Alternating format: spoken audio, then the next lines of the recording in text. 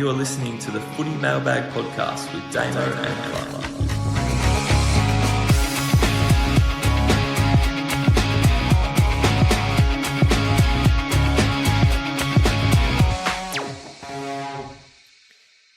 Hello and welcome to the Footy Mailbag. My name is Damo and Clarky is also here. Hello. Our guest this week has appeared multiple times over the last few years, but this is his first appearance for the season, and it's so good to have him back. He's part of the Supercoach Insider team. It's Ben. Hello, mate. Hello, boys. Boys. Same old crew, different furniture. Happy to be back. Yeah, last time you were on, Will, still the Jock Mailbag.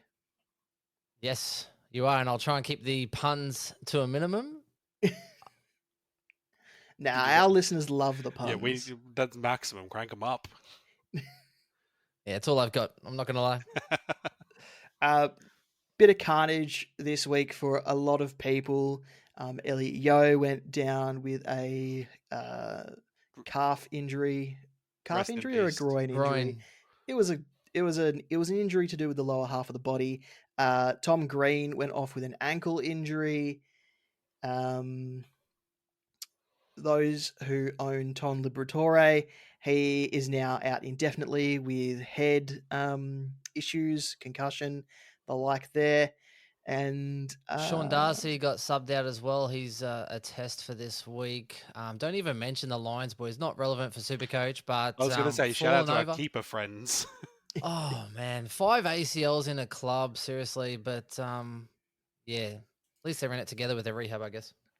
Yeah, and I read something today where Brisbane is struggling to find 4 players that they might want to draft mid-season to replace them. So that's interesting. Harder to find people wanting to move to Brisbane, though, I think, is the real issue. A few players on the bubble this week. Cooper Simpson is on the bubble, but he only scored a 17 on the weekend. He's probably going to revert to the sub or go back to the waffle, so I don't think he's an option. Harvey Harrison, he's 180k, a bit more expensive. Daniel Turner is on the bubble. Darcy Jones at 123k in the forward line is on the bubble, and so is Riley Hardiman at North Melbourne is probably the most notable names there. Who's on your radar as a rookie pick there, Clarky? Look, I'm still not convinced Harvey Harrison is a real person. Witness protection all the way. And Riley Hardman, did you say? I think that was an alternative boss from Mega Man. Rejected boss, the old Hardiman. Disco Turner, I don't think we should be looking at, but Darcy Jones is someone that I'm very interested in. 2 back-to-back scores of 70s. He kind of looks like he's got that energy of like Toby Bedford when Toby Bedford went to the Giants initially, and he's just got that speed and a little bit of fire in him as a young player where we might be able to eke out like a good 80 to 100k from him at a relatively cheap price in the forward line. Good reason to get rid of, say, an Alex Sexton type who you might still be holding on to, or a Cadman potentially who you may have and is kind of topping out his cash, but he's still just quietly making his way along. Ben, how about yourself? Have you got your eye on any of those boys? I think it's Darcy Jones, if anyone, for me. Same reasons, and it's. I'm not sure if he's going to keep on keeping on. So but at this time of year, you just go, well, if they've got runs on the board and they're cheap enough, I think you just kind of have to do it, and you just hope for a little bit of luck. So that's kind of the same thing with Graham. I wasn't quite sure. I was like, oh, he's getting plenty of tackles. Does he rely on tackles? And I'm like, look, he's cheap. I need to free up money to upgrade. So therefore, you just have to kind of do it to make that money. Now, I'm a little bit different. I don't really believe in moving a Sexton or someone. He's probably next off the rank for me. If I'm not making money to upgrade, I'm not interested. Unless it's the buys where it's a difference between copying a donut and then maybe sidewaysing someone and making a little cash, then I'm a little bit interested. But for me, yeah, Darcy Jones, the injury list for GWS don't really have many of that type either. So I think he's earned that position in his own right. I'm not sure if there's too many people that are, he's not reliant on someone else coming back in to kind of lose his spot. So I think it's his for the taking and he's earned it so far. Negative break even is always good as well. Yeah, Darcy Jones, I think was in the frame for opening round or round one, but was injured. Um, so with a hamstring or some kind of soft tissue injury, so didn't get the nod. And then Harvey Thomas kind of took his spot for a moment there, and now Thomas is seemingly the one on the way out. Um, Players who have played one game that we might have on our radars for next week is Bruce Reville at Brisbane, Daniel Curtin, Logan Morris, Cal Shadir, Lachlan Sullivan. And then some other guys like Charlie Clark didn't score a point at all, even though he played 59 minutes. So you might What? not want to Is get that him. serious? Yep, I had to double check Yeah, myself. subbed out on 0. Yep. Oh no.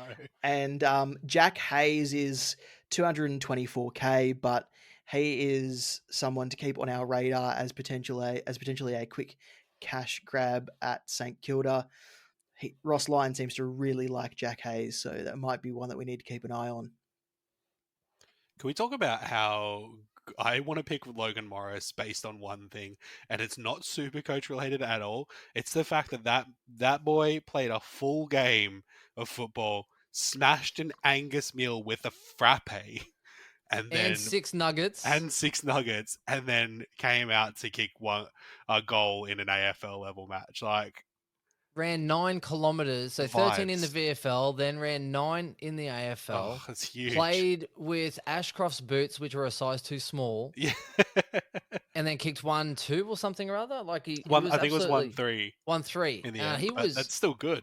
but 2 of his kicks were literally kind of nearly right in front. You Yeah. know, so it could have easily been 3 goals. Yeah. One or something. He was like that, tired. Give him a break.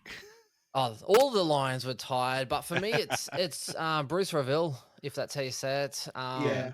The Breville maker, putting on a toasty. So he's someone I'm definitely interested in. Now, the stats didn't really match up as far as if you just look at the scores, you see 60 super coach and like, oh yeah, okay, like he's not too bad, but his kick is absolutely exceptional. Now, the vision, because we're up in the stands up at the Gabba, and you're kind of like, who the hell is he kicking it to? And then literally laces out like Dunkley on a run into the corner pocket. Did a couple of other little chip up ones that looked really crafty as well. But the important part is he actually played wing. Now, what you don't see on TV or anywhere else is how hard he worked. Now, was it Closey? Everyone's like, oh, he's skillful. He's had a few good games and the rest of it. And you think a winger type's quite fit. Bruce killed it. He was pushing forward to get into defense and leading away from him. He was working back super hard. He looked extremely fit. And the Lions defenders and stuff, when he was kind of pushing hard to help, were actually kind of helping within that. But his work rate, I think, is second to none. And I think that, he is someone that has killed it in the VFL. They want to get him in there. So he is someone I was even considering bringing him in early. Like if I had a boost and I needed to go early on one of these people, it's probably him. With the eye of obviously Hayes next week. Would you go Bruce Reville over Darcy Jones if you were weighing it up? I had this week, but then I've also got rookies I need to cull next week. Like Howes and the rest of it. I probably need to make some moves there. So I think most of us should have quite a few rookies that are fat and ripe for the slaughter. So you're not going to get too many people with a 70-70 that are 120k in your side. So I think you just kind of have to take what's in front of you and then have a look next week. Because I'm not sure if I really was it Sullivan? Who was the Collingwood player? Yeah, Lockie Sullivan scored 75 in just over a half of footy. I'd like to hear from Collingwood people what his job security is like. I don't think it's that great, but at 102k, if he remains in the team for his bubble game, it might be worth having him, even if the price rises are a bit sporadic. Yeah, Titch, does he have appendicitis or his appendix removed? So I think 1 week on that one to go, he should be back in as well. So I think they're 2 as far as that midfield mix. So it's probably a screaming, sub risk or something. 102k, I guess you're hoping that he gets 3 or 4 games, makes 100k, but he could also be in and out extremely quick. Yeah, Bo McCreary's also out with a concussion, and he's the player who Sullivan directly replaced when he came on as the sub. So I don't know what his job security is like. So yeah, Bruce Reville seems to be the one to go for. If you do go early on him, you're probably looking at Jack Hayes next week if that's how you're working it out. Premiums who have bottomed out, we've got Nick Vlosten in defence. Lockie Neal's probably as cheap as he's going to be for the next little while with the way that Brisbane's fixture is opening up. And a man close to both of your hearts, Josh Kelly. He's back, baby. He's back again, just to tempt us all. He's bottomed out with his break even, very achievable by his standards. Is this a segue where we into Clayton Oliver, or we can talk about Clayton Oliver? We talked about him last week because he had because he was, I thought that was the lowest that he could get, but I think he went down a little bit in price even with that massive score. So let's talk about Clayton Oliver. Buy Clayton Oliver. Yeah, I think it's as simple as get Clayton Oliver. Like, yeah, even like Roberts to Clayton Oliver, what is it, 50K or less? It's not a big jump. Now, yeah, there's a case to be made elsewhere. For me, you know, the big strategy is if you can get someone that's dropped 180K that has the potential to average you 120 plus, and we're talking Clayton Oliver, his average over a 3-4 year period has to be 120. Yeah, it's just phenomenal, and it reminds me of Wines. So Ollie Wines had 0 preseason last year or the year before, came in and pretty much built his fitness during the start of the season. It's the exact same thing. He basically came in underdone, played different roles, get his fitness up, his time on ground was managed, and then literally I saw glimpses after his hand surgery, so it looked like he was a bit better. They just weren't using him. And then this one was all about, getting clearances, hunting the ball around once it hits it, linking up, and just dominated. And you're not going to get him that cheap again. So if you are serious about your leagues, your matchups, now I'm not saying he won't stay healthy and all the rest of it. He might have something go wrong. However, his potential for that price, I think, would be extremely naive and silly to say, I want to see another week when it's Clayton Oliver. Well, that's the thing. He's at the point now where it's like, oh, well, something could go wrong. And that's literally true for every other player. Like, it's no more true than it is for anyone else. Like Tom Green. Yeah, Tom Green owners. Lots of people brought him in last week. Scored 5, got an ankle injury 5 seconds into a game. Like, it can happen to anyone. He actually Clayton Oliver went up 10K from last week, Damo. So I think his break even was around the 120 mark. And now it's 48. So we spoke about this with Tom last week. And yeah, Tom made the great point where it's like, well, worst case scenario, right? Clayton Oliver continues averaging his, 80 to 90 sort of score, but he's still a guy that can pull out a 140 just out of nowhere because that's the kind of player he is. And then best case scenario, you're picking up a guy at 476 who is going to average between 110 and 120 for the rest of the year. Buy Clayton Oliver. Buy Clayton Oliver. I mean, I saw our good friend the Phantom isn't picking him up this week, but has put him in his trade plans for next week. So I think at the latest you want him at least after next week. What a soft buy next week. Wait till they play West Coast, and I'm going to make a great decision to bring in Clayton Oliver. So if you don't get him this week for whatever reason, get him next week. But after that, he's actually still going to be pretty cheap for a little while because he's under 500K. So you've got a few weeks to plan for him, but it's best to strike while he is an absolute friggin' bargain. Yeah, given that we've got as we spoke about, we've got like the Bruce Revel, we've got Jack Hayes and on the bubble next week. It's probably the week this week to get him compared to the bubble rookies that we have, right? Like Daniel Turner, he's playing forward. He's going to be up and down. Darcy Jones looks like probably the most viable. Harvey Harrison, who knows? Riley Hardiman, I'm not sure who that is. And Cooper Simpson, massive sub risk, like was brought in for a role and is kind of seemingly just not going to be doing that long term. So buy. Stonks. And then some premiums that we'll look at in a couple of weeks when they bottom out. Shai Bolton has a break-even of 194. Harry Sheasel has a break-even 168, but he didn't do all that well in his midfield role, so maybe you want to wait and see how that pans out. Matt Rowell has a break-even of 159, which is actually achievable for him because he plays North Melbourne this week. And Zach Butters has a break-even of 148. Those are the four guys I saw with massive break-evens, but anyone on your radar, Clarky? No, you've pretty much covered off a lot of the people on my list. I might just have a quick peruse. But Ben, have you got anyone else in your radar? I'm thinking Petrarca next week will bottom out extremely. And I think when they start to get into their soft draw, he's someone that will definitely capitalize. He's also someone that does go on these run of games. So he started off extremely well, averaging very highly. But if you can get Petrarca for 520, 530K, I think that's sort of what I'm looking at. It's at the moment, it's kind of looking at your team going, well, most people are kind of avoiding the forward line, hoping some DPP comes in. So you're looking at, well, for those last few spots, you've got defense and mids who are you actually going to bring in. Now, there's an argument to be had. You could go and get two $650,000 players and a $150,000 rookie, or you can get Rosie, Petrarca, and Clayton Oliver types, and it's going to cost you the same amount of money, but with a loophole. So that's the argument that I'm kind of having at the moment. So, yes, you can pay up. However, why would you pass up premium players that have the potential to win your matchups, have a high ceiling? So Rosie, Petrarca, Clayton Oliver, Stewart as well is extremely cheap, same price range, high ceiling. Yet you're going to go with someone who's had a bit of a better run. I can tell you right now that Ryan is not. I love Ryan, but he's not going to average you 133 for the whole season.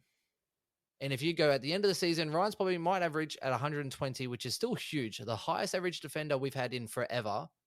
That means between now and the rest of the year, he's still only going to give you 110 or less average. But you're paying 650K now. Doesn't make sense to me. No, I like to buy low and sell high. That's my theory. Yeah, I think there's some players that you can make that exception for, but I think you're still, like you said, we're getting Ryan on like a massive spike. It's probably better to wait for it to even out when he does come slightly back down to earth if you are looking at him. Like there's people like the Zach Merritt types, right, who are just so consistent that you're like, okay, the fluctuation is kind of minimal. But you don't want to be going on a guy who's just scored almost 200 in a game that's still in his cycle. Yep. Unless you're top 1,000, then having someone, I think he was only about 12 or 14% owned. He was quite low owned for the highest averaging player in Supercoach. So you could probably have a double check. It would have gone up heaps now with Elliot Yeo news. I know so many people with Elliot Yeo that are going, oh, just go Ryan, which makes a lot of sense. So his ownership will go up a lot. But, if you're playing for overall ranking and he's quite low owned and you can afford him, well, then not many people will be able to afford him. And when you get to the buys, he's probably still going to be at an inflated price because of this monster score that he just had. By the time he actually bottoms out, it'll probably be end of the buys that you can actually possibly afford him. So we talk about players who get to a point where you just have to have them. Like them not being in your team is hurting you. And I'm talking about players like Max Gorn, who he can go absolutely bananas, and he's now above 700K. And people who don't have him are really hurting.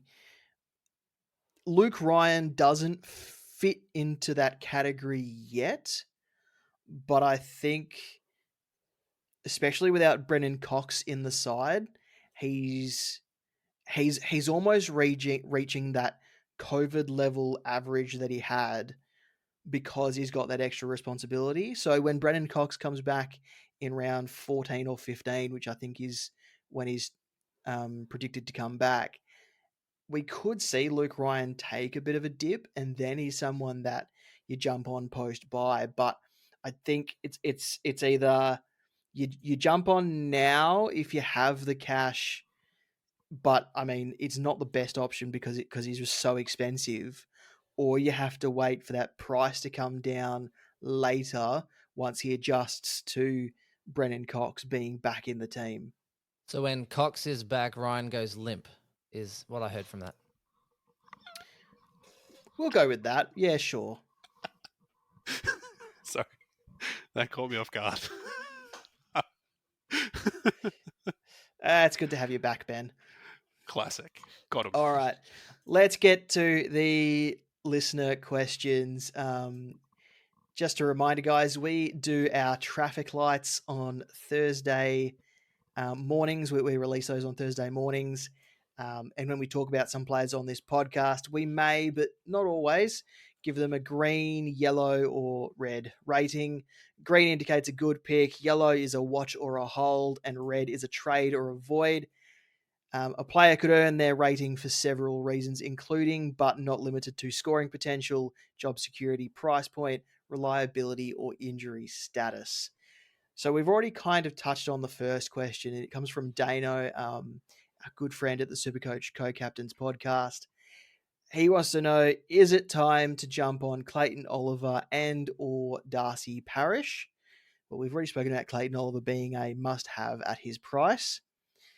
What about Darcy Parish? Now, I remember owning Darcy Parish, what might not have been last year, but the year before, or one of the recent seasons, and it was annoying to own him because he'd have games where he'd get 35 disposals and score 95 just because he didn't really do much with the ball. So I don't know if he's a must-have, even though he's bottomed out. I think Clayton Oliver's the one to go for because you know that he can get the 130s, 140s and go on a run where he's actually producing captaincy scores. Essendon have a relatively good fixture between now and round, say, 16, so including their bye, but they only go up really against GWS and Carlton and Geelong in round 16. Other than that, they play West Coast again, where he's just come off a 146, 48 score against them, and then they play North, and then they play Richmond, and they also play Gold Coast. So these are teams that he probably has an opportunity to go big against. And they play West Coast again. They played West Coast twice within like a 6 Around to 8 week 15, period. I think, is the next one. So just after they come off the bye and play West Coast. Crazy. The thing I have with Parish is I think we're blessed in the midfield at the moment. So I'm not going to say he's a must-have. Clayton Oliver, I think, has massive hurt factor where if you don't have him, he can literally hurt you and cause you to go backwards in your leagues and in overall. He just has hurt factor, right? And that's why you kind of start people you do. That's why you kind of get to a point when they're reasonably priced. If you don't jump on, there's a lot of other people, your opponents, that will. Darcy Parish isn't that person. There's 15 to 20 mids that you could kind of splatter across, and they're quite similar as far as potential output.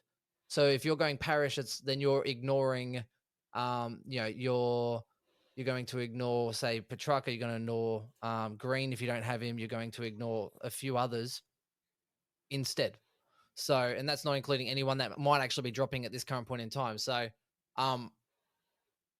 you can always just get someone else. And even then, he's only not that much cheaper than players like, Neil, or what would have been Neil before he just tore Gold Coast apart.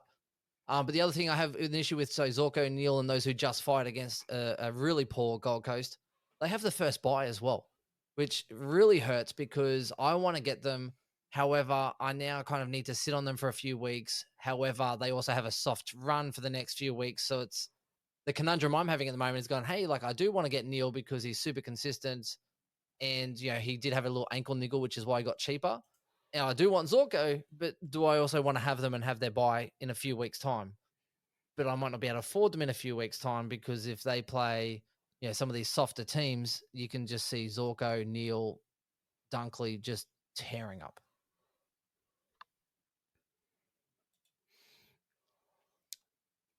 Fair enough. No notes. Yeah.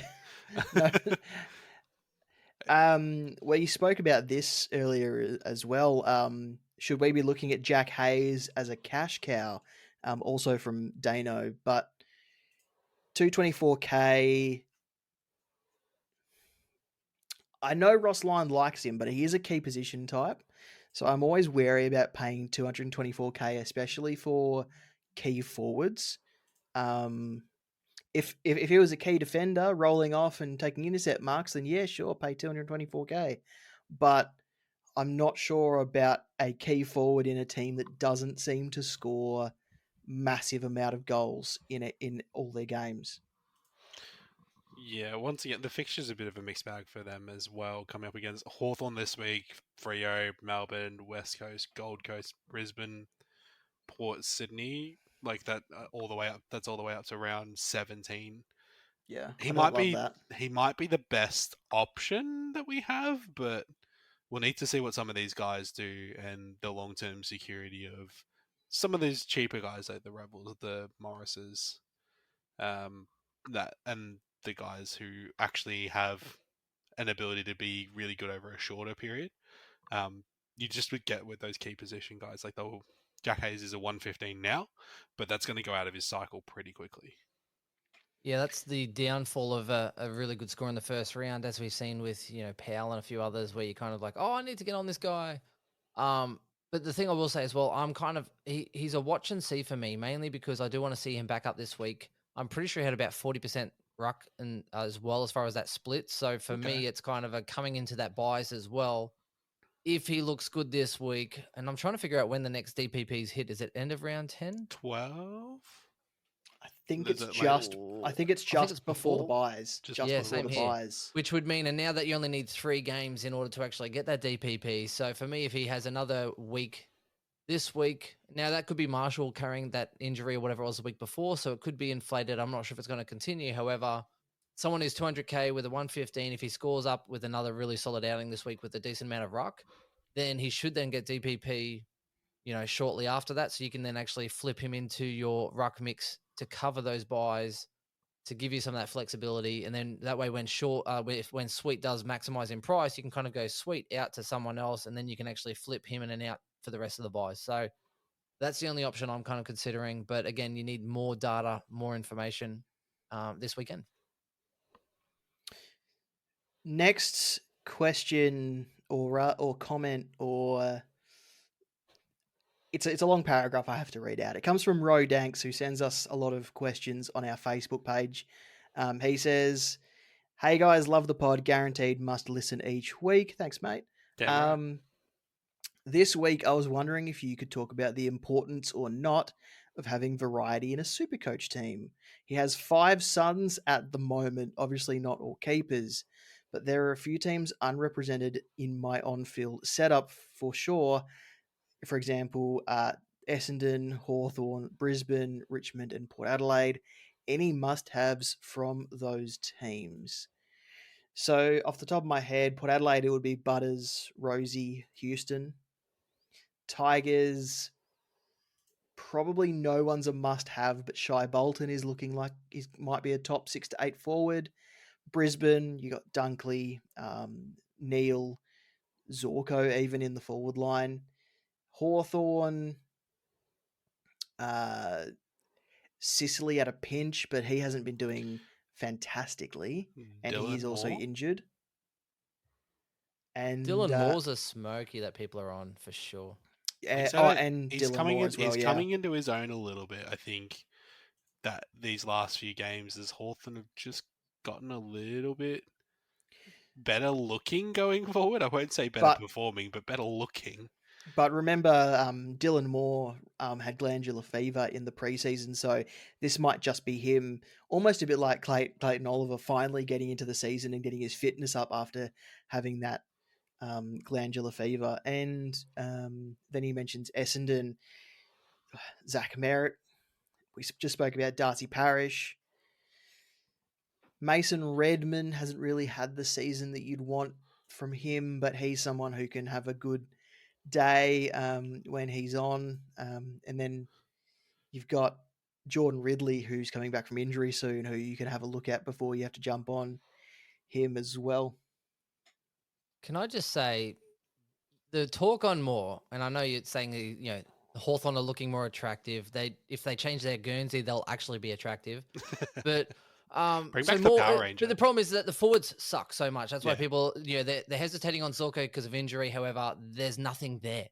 When people are looking at McRae because of hopefulness rather than actual performance, you see Moore who's gone bang bang with a couple of big scores. the forward line is so bleak that it's like 3 a.m. in the club and you'll take whatever's on offer. And at the moment, Dylan Moore looks pretty bloody attractive. So Yeah, I won't doubt. three back-to-back tons, I think, is the selling point at the moment, which is like, okay, cool. That's repetition, right? Like once is an anomaly. 3 times, you could probably say that there's maybe something to the way that he's playing against some pretty like North, not so good, 116, but his better scores have come against Sydney and the Western Bulldogs, who are both much better teams than North Melbourne. 136 against Sydney and 140 against the Dogs. Coming Just up gonna against say, St Kilda. running back to the question, I don't think it's important to have variance in what clubs are represented in your team because you only have a few amount of spots. Now, if you have 5 Suns, I wouldn't even be worried about the fact I have 5 Suns. I'd be going, how many premium Suns do I have? Because you could have as many rookies as you want, but they're there for a purpose. They're not going to stay in your team. They're there to generate you cash, to get you some on-field scores, and then move them on, right? Which means that if you just have, say, Real Flanders, then you're like, okay, well, I've got 2 keepers from the Suns, and that's fine. But as we just discussed, there's a lot of players, even in defense. When you're blessed when you don't have to have Stewart to have a really good defensive line. You could have a Martin instead. You might have Loston instead. Other people that are still scoring extremely well. Whitfield, who was doing extremely well. But even in the midfield, you don't have to be represented in a parish. You don't have to have a Sarong if you've got some of these other players. There are many different premiums from different clubs that you can have a mixture of any of those. So I don't think that you have to have. I definitely don't. I don't have any Brisbane players in my team at the moment. And I'm a Brisbane person because it just looks, who I actually like as far as a premium level. I don't have to represent them. Same thing with Richmond. I don't need to have any of those players at all. Essendon, I think I want Zach Merritt, but I could easily get someone that's cheaper, that'll do the job. So I think it's just about that blend when you're looking at your team holistically going, who do I want? The one thing you'd want to try and avoid is maybe having too many premiums from the same team, because if they don't do well, it might be an issue, the team. Or if you're saying like, hey, we're going Rao and we're going with Anderson, one of them might fire, one of them might not. So sometimes you're kind of handicapping yourself a little bit by doubling down. And that's the only time it would ever be an issue, is if you kind of got multiple premiums from the same club in the same line playing the same role, then it could be an issue. Yeah, and I think you don't need to go searching for variety, because you sometimes have to take what's on offer, if that makes any sense. To be like, look, you go to the buffet and Clayton Oliver is the best thing that's available. Well, then you pick up Clayton Oliver. That just makes sense. Or, I need a rookie, and, Darcy Jones is the only rookie that's available. Garcia, Wilson, McKercher, Dersma. Like we've had this thing where there's just been multiple opportunities from the same team. So focus more on making sure that you've got like a primo buy structure, if that makes sense. So just making sure that you are covered across those buys and you've got enough for your 18, and then fill up your primos after that. And it doesn't matter which teams they come up from. Love the analogy. At an all-you-can-eat buffet, would Clary be a prawn? Yeah. I think it'd be the cheese toast because it's always reliable. Cheese if, toast. if it's cooked well. I was thinking more like a nice red kind of prawn that you rip the head off. Haven't you heard the It got analogy? dark. Like It got the- dark very quickly. No. Well, prawn is in like, like good body. And then also the fact that he's a bit of a reddy. But anyway. Pale pink, just like his skin. Cheese toast, Damo. I like it. Cheese toast is a much better analogy. Yeah. I mean, people who remember Sizzler will know what I'm talking about when I say cheese toast. It's a con, cheese toast. They try and fill you up so you don't buy eat all the expensive stuff. That's it. And that was all of the listener questions that came in this week. So thank you to everyone that submitted a question. Thank you. Remember, we will tweet out on a Saturday night or a Sunday morning to get your questions. And we've also got our online Google form that you can fill out if you want to send us a question. So that we'll usually put the call out on a Sunday or a Saturday night for a Wednesday recording. So just get your questions in, anything you might have. We'll talk about anything. Just send them through. We'll also do draft questions because draft is fun. Ben, are you doing draft this season? I am, and I'm in a couple of keeper leagues. I need to talk to Al. Like, at what point do they go, hey, let's just give you 5 options for drafts? Like, I need more than 5 options for drafts. Especially if you're doing like keeper league, dynasty league, and then you have your normal yearly drafts. And Dr. Supercoach shout out as well do their Div 1 draft that I'm not doing very well in at the moment.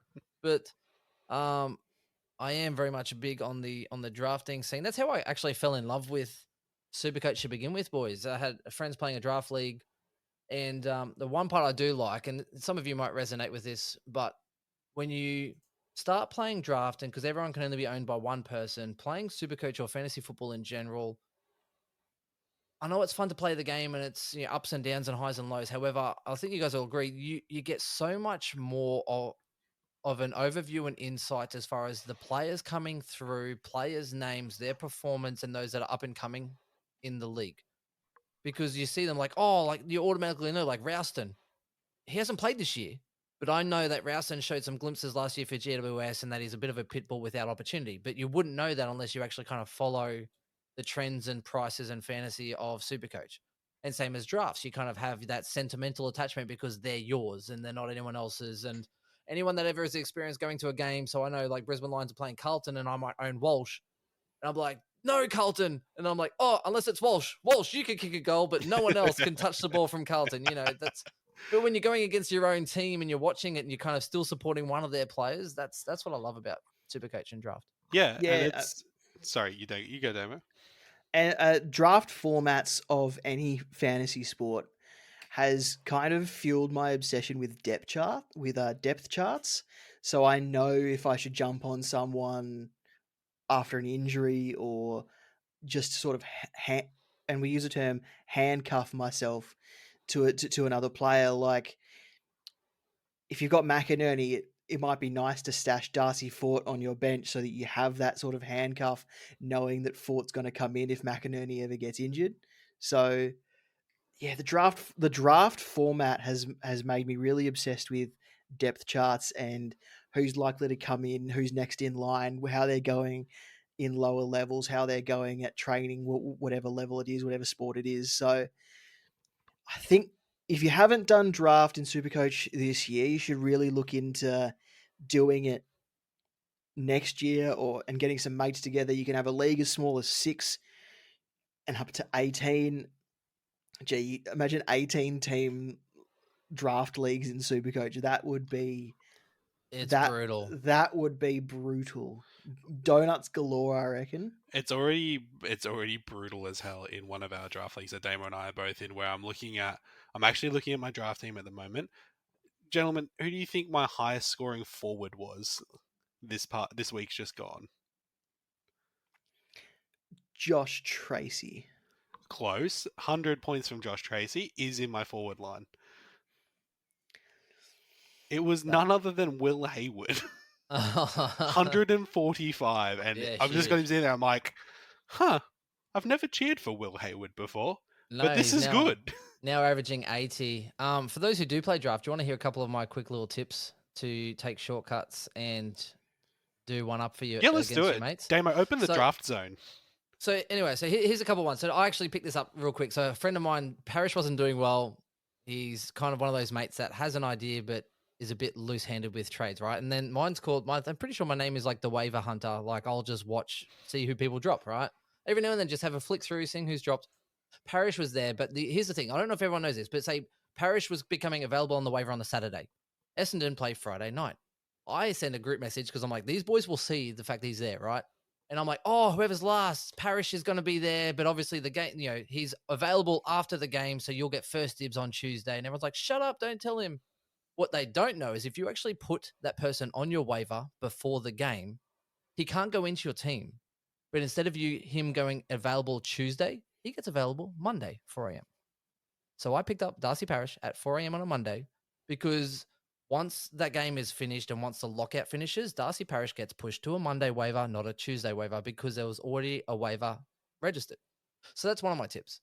The other one, if you do want to try and dump a player to loophole, if you've got some bench players killing it and you want to dump some players but have the possibility of getting them back, dump them on a Saturday. And again, they then become available on the Monday, a day before all your mates do the waiver. You're more likely to get them. less waivers there. And if you dump multiple, you're at least going to get one back. So there's a couple of my tips. And I'm actually thinking about just dumping 2 forwards. And it depends if you have emergencies or just lowest bench scoring player, because forwards suck so bad. I'm like, you know what? I'm just going to play 3 forwards, put 2 donut forwards on the field, and I'm going to play Nankervis and Meek. And I'm going to take 100 average. Well, that's how dirty it has to be, though, right? Like, Yeah. and there's no fun against friends. You just kind of, I'm like, look, if that's what I have to do to have 100 average forward, I'm going to play 2 donuts in my forward line, and I'm going to play 2 rucks on my bench because it's the lowest scoring bench player, and I'm playing 2 of them, and they're both averaging 100. So enjoy. My tip would be, don't be afraid to trade. Just that's part of the fun. Don't stress out and attach yourself to people where obviously you want to get a good deal, but you got to remember that it's okay to find that line of compromise, because there's no point. A lot of people who have played draft for multiple leagues will always know that there is one person in a league, and this is a blanket rule. There's always one person who doesn't understand player value. And they will ask for a Clayton Oliver, for a James Aish, and a Will Phillips, and then get really upset when you say no. Don't be afraid to compromise, because it makes trading fun. Trading is so much fun to figure it out. And 2 for 1s are your friend. If you have a player on your bench not getting you anything and he's better than someone else's player on field, then go, hey, I'll give you these 2 players for 1 better player and give me whoever you don't want. And then they give you the crappiest player on their list and you go, cool. Then you just dump them to the waiver. And then you keep an eye on. So I've actually got one now where Amon is on the waiver. Not doing so great after the last 2 weeks, but he still has potential to go 90 plus in defense. I'm like, cool. I'm now looking for a 2 for 1. And I'm like, hey, I'll give you, Dale for Jackson, and I'll give you a fringe player for something else in back, right? So therefore, I'm giving you a 2 for 1, taking a bench player that wasn't going to play for me anyway. I'll get Jackson in case there's an injury, gives me cover. And then I'm like, cool, I'll go pick up Amon with whoever this bad player is he gives me. So that's where the 2 for 1s can work in your favor. And then that way you can actually rotate through your bench, pick up waivers, do a 2 for 1, improve your on-field scoring, do another 2 for 1, use the waiver, and then kind of work it that way. It's just wheeling and dealing. I've got a cursed tip. This is one where if you want to ruin your league immediately, stock up on rucks, because they get real thin real fast. And if you stock up, that's immediate trade fodder. And that's where the tip about handcuffing comes in. Yeah. Full circle. All right, let's move on from that. So yeah, if you have any draft questions, we will answer those as well. Let's head into our captains and vice captains for round 9. Ben, who are you vice captaining this week? It would help if I knew what the actual matchups were, but here's the thing. I'd love to go against Gorn and actually pick a Clayton Oliver. However, it's the time I did that, Gorn went absolutely huge and Oliver went 90. So that's not going to work out well for me. You go first, Clarky, if you're there. So I've got Gorn as my VC because it just makes sense. You go with the guy who's averaging very highly in Supercoach at the moment. He still scored 111 off a pretty bad game by Supercoach standards last week. Petne is a pretty tough matchup. Like, they both sort of match in physicality. So I'm not super convinced by it, but it just makes sense, right? You sort of take a punt with your VC, but you still got to use a little bit of data. Damo? I'm tossing up between Max Gorn and maybe like a Sarong or a Heaney, but the only thing I'm worried about with any Freo or Melbourne player is they're both coming off 5-day breaks. So I don't know whether someone's going to get rested or whether there's going to be some tiring legs late in games for those players. But at the moment, my vice captain is on Max Gorn. Oh, you know what? I might fade Max Gorn, boys. And Clayton Oliver. No, all very valid. Very, very, very valid. The 5-day break and Gorn, it's hard to turn down Gorn when he's averaging one of the most out of everyone, right? But anyone that owns Rao or Bontempelli, so North are playing the Suns, right, could get towed. That's one option as a VC, not even a C, a VC. Richmond and Dogs. Again, you could go Max Gawn into one of these players. Bontempelli, Richmond. Richmond have been leaking points in the midfield so hard where people have just been belting them. So Bontempelli, I think, against Richmond could be an extremely good proposition. And Dacos against the West Coast at home without a defensive Elliot Yo, Dacos is going to the moon, in my opinion. So I don't mind going a Bontempelli into a Dacos or a Gawn into one of those two players. I'd probably go Bont over Dacos for consistency, but I just think, man, like Eagles, no defensive mid. Dacos could just go. Oh, it's at Marvel. Oh, okay. Probably suits the Eagles more. But yeah, I think Bont, Dacos, Gawn are probably your three options to VCNC, however you see fit. Clarky, who's your captain? Nick Dacos currently. It's one of the benefits, I suppose, of getting to go early on a VC, where you kind of just go, yep, like there's plenty of safe options that are happening later in the round, and I don't have to rely on a Sunday game for just basic for my team setup. But it just makes sense. Nick Dacos has finally sort of come into the season a bit for himself, so I think even if he doesn't hit sort of, a massive like a 130, 140, you can probably still eke out a nice little 120 from him against the Eagles without too much trouble.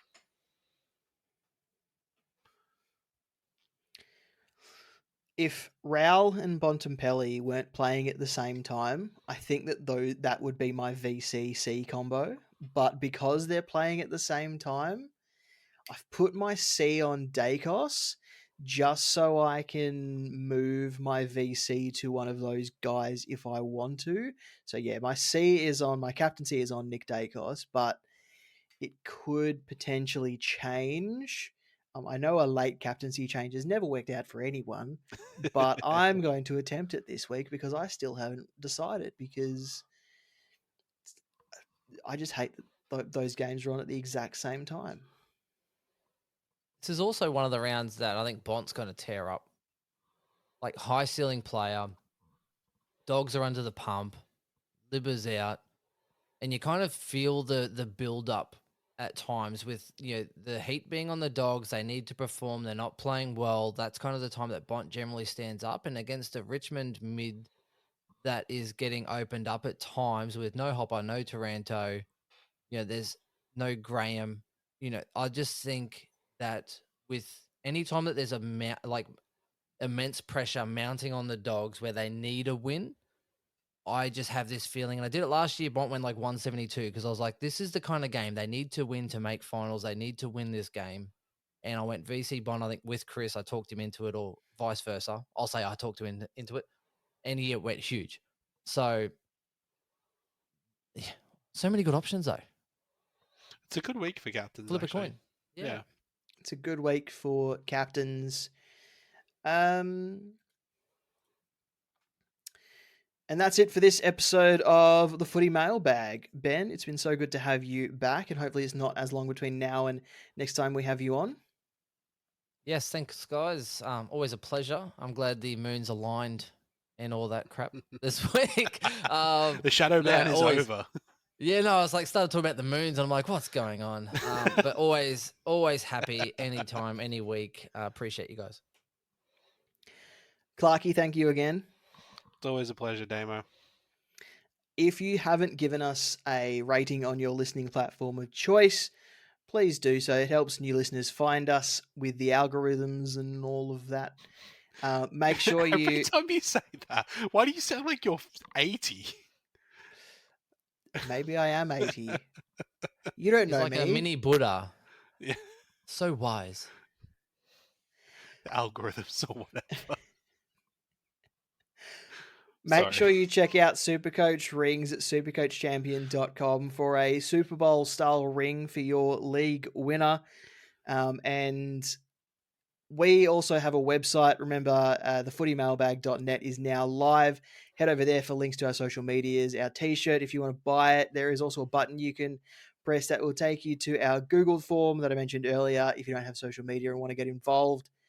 footymailbag.net. Head over there and take a look. Thanks for listening. We'll talk next time. See ya.